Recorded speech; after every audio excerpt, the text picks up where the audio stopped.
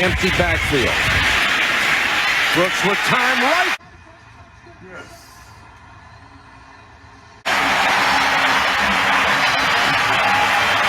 Joe Horn, and he pulls up the protective coating. Who the heck is calling me during the game? Hey, Joe, you calling me about that interview? Yeah, well, I mean, what you got some questions? Sounds like you're busy. Why don't you call me back after the game? Okay, cool. He hit his phone. He had his phone stashed in the end zone.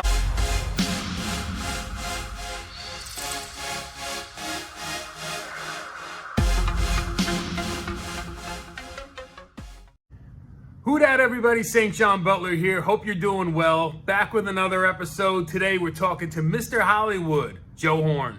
And before we jump into the questions, I'm just going to tell you there's going to be a part 2 for Joe Horn. He gave me so much stuff, but we'll stick to 3 for the video. This video is brought to you by SeatGeek.com. Use promo code John Butler at checkout. Save yourself 20 bucks. Let's get back to the video. So for the first question today, we confirm the legend. The old VHS tape that Joe Horn found that day that changed the trajectory of his career and his life forever. Well, I was down on my dime, you know what I'm saying? I left junior college football. I had a baby on the way, and I was a workout freak. I was trying to get my body prepared in case I got a chance to run for NFL scouts, Canadian League scouts, whoever. I made sure my physical temple was going to be 1,000% in shape, and I was going to make sure my route running and what I love to do most was in tune. So I had $5 left in my pocket. I was walking home, and, I went, excuse me? I didn't say anything. I went by a Blockbuster and I saw a $3.99 or $2.99, something like that. It was a Jerry Rice workout tape, man, and it was meant for me to see that, and it was meant for me to buy it. My ancestors was looking over me. It was meant for me to buy that, and when I bought it, I studied it. I went out of my backyard or went to the park and I started doing those drills. Now for the second question, I asked Joe what he attributed his success to in New Orleans, and if you haven't already liked the video, listen to this response from Joe. And if you don't find it funny, don't like the video. Well, it's so much. Let me see. I contribute my success to the fans. That's my family, my children, because they were young, and they were very young. So I had something to come home to. I had something to be great for. Number one, but secondly was the fans. It was the fans. They got to be the greatest fans in the world that I've ever experienced because they ride or die. I'm talking about literally, some New Orleans Saints fans will kill you. They will kill you if the Saints lose a game and you say too much and you run your mouth too much. There are New Orleans Saints fans that will literally go to prison for life and end your life if you say too much. I mean, I'm laughing, but yeah, I get it. I'm just telling you the truth. I get it, so, yeah. I'm telling you some facts. Joe is too freaking funny, let me tell you. Anyway, I hope you're enjoying the video. If you are, maybe consider liking it, even subscribe, join the community. We continue to grow. We're all having fun over here. In any event, we're going to get on to the third comment. And this one is kind of surrounds the unfortunate surroundings that he had when he hung up his cleats for the last time, leaving Atlanta. I was a little disgruntled for a couple of years because the way I left the game was sad. And the way I left the game wasn't the way I wanted to leave the game. I left the game running a 4.42 40. I left the game strong, still being able to run routes. And the reason I left the game because Mike Malarkey, who was an offensive coordinator, and I said I'll wait to tell the story, but I'm going to give it to you. Okay? Mike Malarkey came to Atlanta as an offensive coordinator. And I don't know if Mike had other coaches in the league that told him bad stuff about me. I don't know what it was that he didn't like about Joe Horn. Well, Mike Malarkey had the power because I was an old veteran.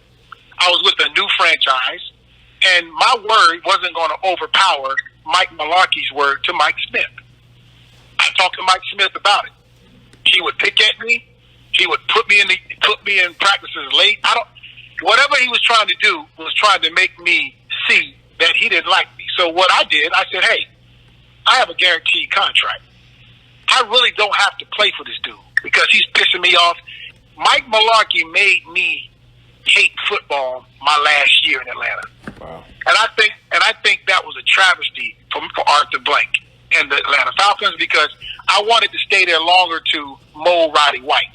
But I already grabbed him enough because I knew this offensive coordinator was going to get me out of there. So I had to ask for a trade, knowing that nobody's going to trade for Joe Horn in his last years playing in the NFL. So I had to make it like I wanted to trade and I wanted out of Atlanta, but I really wanted to retire and be done with football. I didn't want to go anywhere else. I could have went to New York. I could have went to Tennessee. I could have went somewhere else and been a pretty good player. But I said, you know what? This is it for me. And Mike Mularkey basically, and I'm not trying to give him credit for retiring Joe Horn, retiring me. I'm just giving you the facts of why I walked away from the game. Gotcha.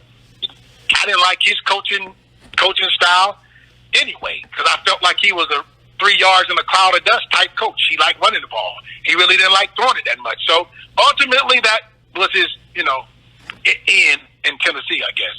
So anyway, it was all good. That's what I regret. How I left the game and I allowed a offensive coordinator who shouldn't have ever been a damn offensive coordinator allow me to tell Mr. Blank, hug Mr. Blank in the hallway and tell him with tears in my eyes that there's something that's going on with the offensive coordinator that I know you don't want to get involved with.